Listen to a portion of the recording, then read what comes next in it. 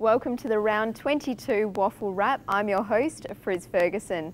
With finals just around the corner, make sure you pre-purchase your tickets to the 2014 Amy WAFL Grand Final.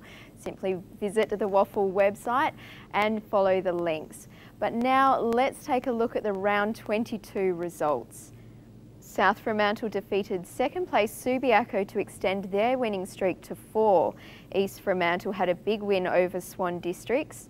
East Perth were too good for Peel Thunder, and Claremont beat West Perth to extend their winning run to 5.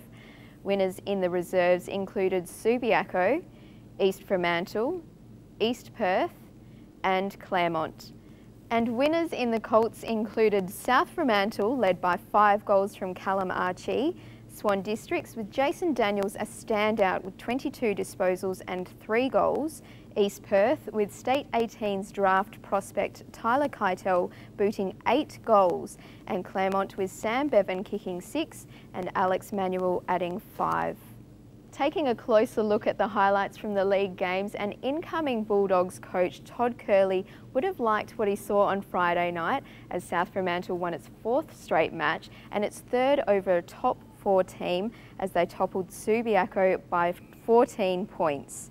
Ashton Hams was again outstanding for South Fremantle, finishing with 33 possessions and a handy goal on 3/4 time. Hayden Schloith also worked hard for 28 disposals, while Anthony Collicutt collected 23.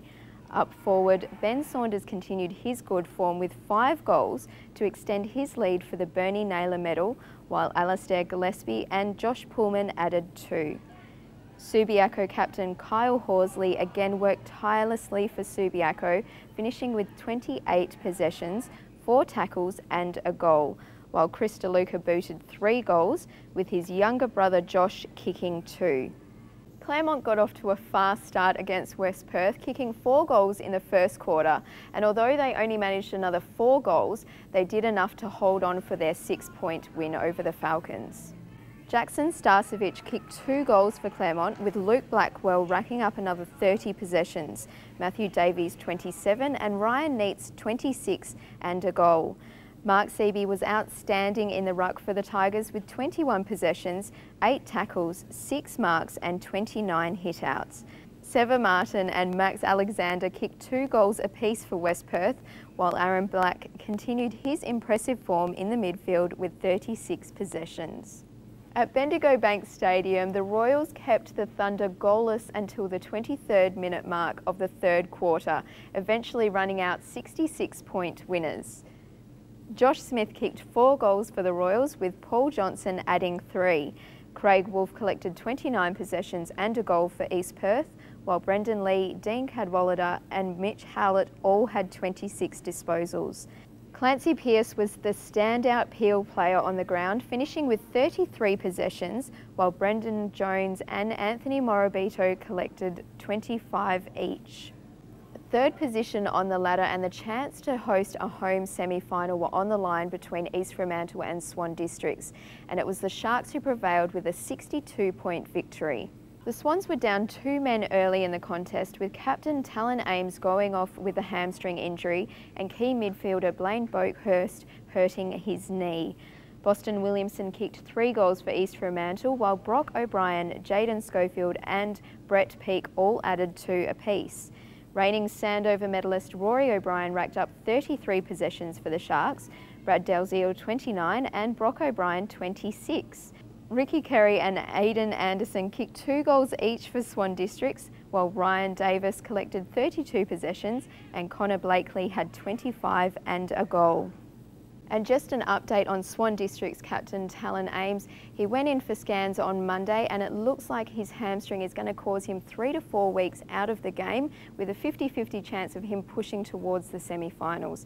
The bye comes at a good time for Swan Districts.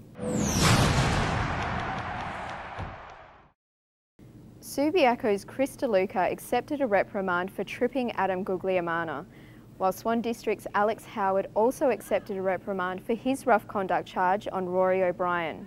And last night at the tribunal, West Perth's Corey Chalmers was found guilty of rough conduct against Matthew Goyder and received a 1-match suspension. And now for a look at our individual award winners. And this week's Amy WAFL Player of the Week is East Fremantle's Rory O'Brien, who collected 33 disposals, 8 marks and a goal. And this week's Powerade Colts Young Gun is Jacob Dragovic from South Fremantle Colts. Jacob, who started out at Winnicott Junior Football Club, collected 29 disposals, 5 inside 50s and a goal as South Fremantle accounted for Subiaco Colts. Also, last week's Powerade Colts Young Gun winner Tyler Keitel kicked another 8 goals on the weekend and continues to prove why he is one of this year's AFL draft prospects. But now for a look at the ladders after round 22. The top 4 sees East Perth taking out the minor premiership and Subiaco in second, which sets up a co-tenant second semi-final at Medibank Stadium. With East Fremantle's big win over Swan Districts, they sit in third place and Swan Districts fourth. Only a big loss to Subiaco this weekend would see the Sharks slip to fourth.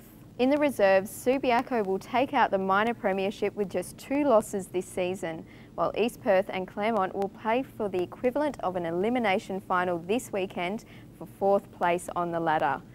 In the Colts, the 4 looks set with Swan Districts to take out the minor premiership, while Claremont, South Fremantle and East Perth make up the 4.